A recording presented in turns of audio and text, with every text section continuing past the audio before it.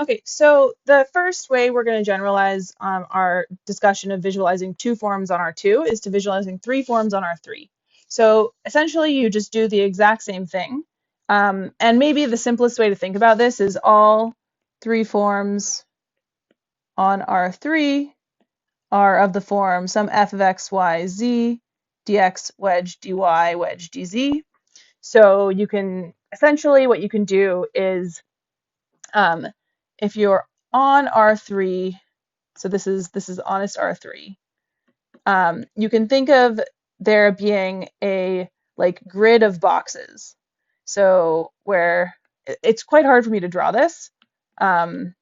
So I really suggest looking at the pictures in the book.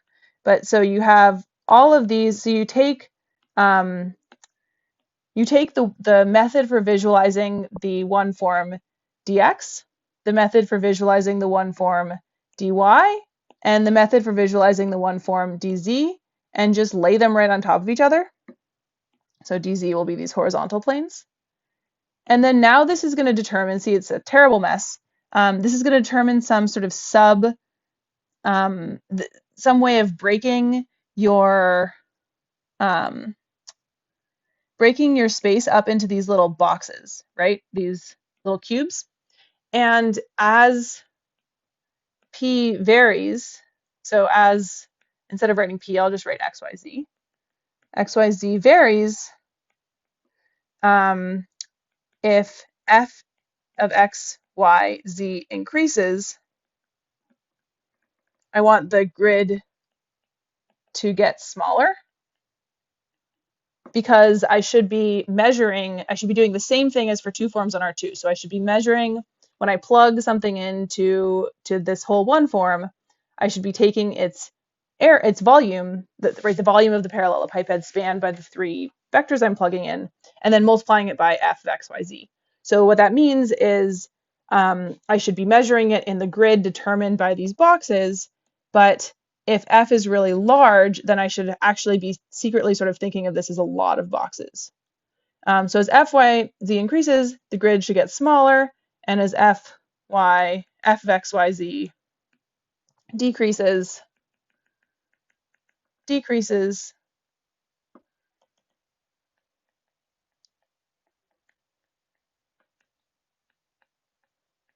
grid should get bigger. So the way that I want to visualize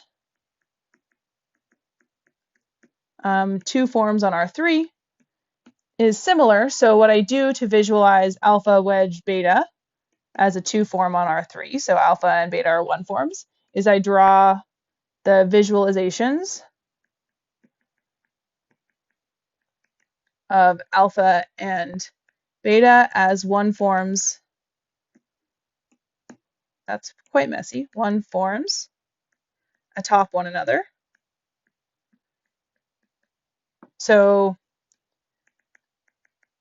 again, my favorite two form, dx wedge dy. Let's think about this. So again, it doesn't really matter with this constant one form if I'm looking in the tangent space at a point or all of R3, but let's look at the tangent space at a point. And so so if I draw these on top of one another, I have all these adjacent or these sort of stacked planes in one direction, and then I have a bunch of stacked planes in another direction. So what this is really doing is it's cutting up my three-dimensional space into a bunch of tubes where these planes are all intersecting. So I have like all these adjacent tubes. And they'll fill up the space. And the way that I can compute what this will do to a pair of vectors is I take, again, my pair of vectors, take the parallelogram that they span, and that doesn't really look like the parallelogram they span, and compute the signed area. And the signs I again compute basically by the right-hand rule. So I compute basically by if going from the first vector to the second is sort of agrees with the direction of going from the first one form to the second one form. Then I have a plus sign, and then and otherwise I have a minus sign, and again, I rescale by sort of the area of a cross section of these tubes. And I think the best way to think about this is just, in this case, I would just like project the whole picture. The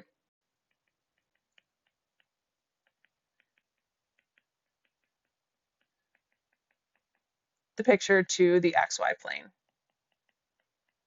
and acting as if it's a sort of two form on R2. And in general, so you can't always use the XY plane, but there'll be some plane that's perpendicular to sort of the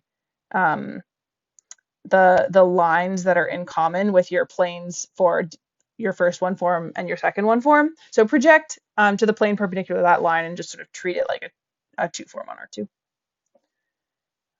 Yeah, so basically for the things in R3, I highly recommend looking at the book because the pictures are quite good.